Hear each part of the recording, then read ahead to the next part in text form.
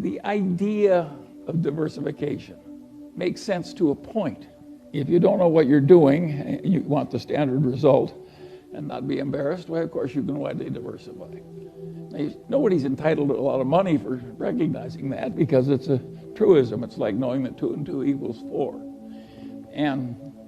But the investment professionals think they're helping you by arranging a diversification. An idiot could diversify a portfolio, or a computer for that matter.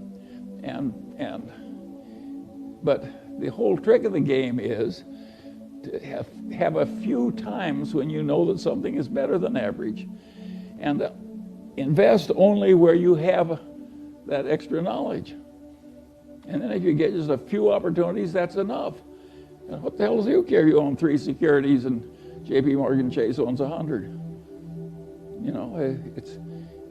What's wrong with owning a few securities? Warren always says if you lived in a growing town and you owned stock in 3 of the best enterprises in the town, isn't that diversified enough? The answer is, of course it is. They're all wonderful places. And that Fortune's formula, which got so famous, which was a formula to tell people how much to bet on each transaction if you had an edge. And of course, the bigger your edge, the more close the transaction was to a certain winner, the more you should bet. And of course, there's mathematics behind it. But of course it's true. It's perfectly possible to buy only one thing because the opportunity is so great and in such a cinch, or only 2 or 3. So the whole idea of diversification when you're looking for excellence is totally ridiculous. It doesn't work. It gives you an impossible task. What fun is it to do an impossible task over and over again? I find it agony. Who would want to do it? And I don't see why. My father had a client. He was a lawyer in Omaha. He had a client whose husband had a little soap company. And the guy died and my father sold the soap company. This woman was one of the richest people in town in the middle of the Depression. And what she had was a little soap company and a big mansion in Omaha's best neighborhood. And they sold the soap company. She had a mansion in the best neighborhood and $300,000. But $300,000 in 1930-something was an incredible amount of money.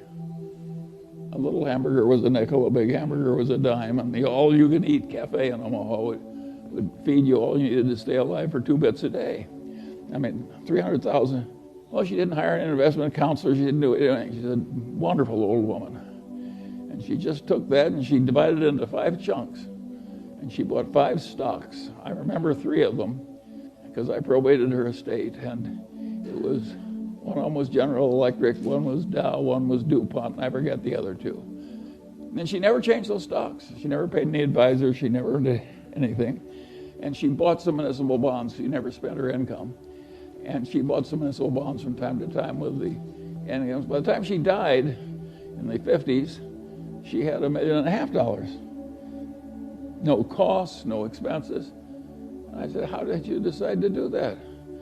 And she said, well, she said, I thought electricity and chemistry were the coming things. We just chunked it all in and sat on our ass. I always liked that old woman.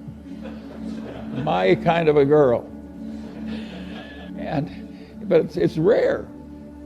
But if you stop to think about it, think of all the expense and palaver that she didn't have to listen to, and all the trouble she avoided, 0 costs. And of course, what people don't realize, because they're so mathematically illiterate, is if you make 5% and pay 2 of it to your advisors, you're not losing 40% of your future. You're losing 90%. Because over a long period of time, that little difference causes a 90% disadvantage to you. So it's hugely important for somebody who's a long-term holder not to be paying a big annual toll out of the performance. And of course, there are a few big-time advisors now who are using indexation very heavily. And of course, they're prospering mightily. And of course, every time they get somebody, it's just agony for the rest of the investment counseling business. And it's a very serious problem. And I think these people who are used to winning as old-time value investors who are now just quitting the profession, that's a very understandable thing to do. I regard it as more noble than staying in, with, playing along with the denial. It's an interesting problem. You can see I'm not trying to make your morning. I'm just trying to describe things the way they are.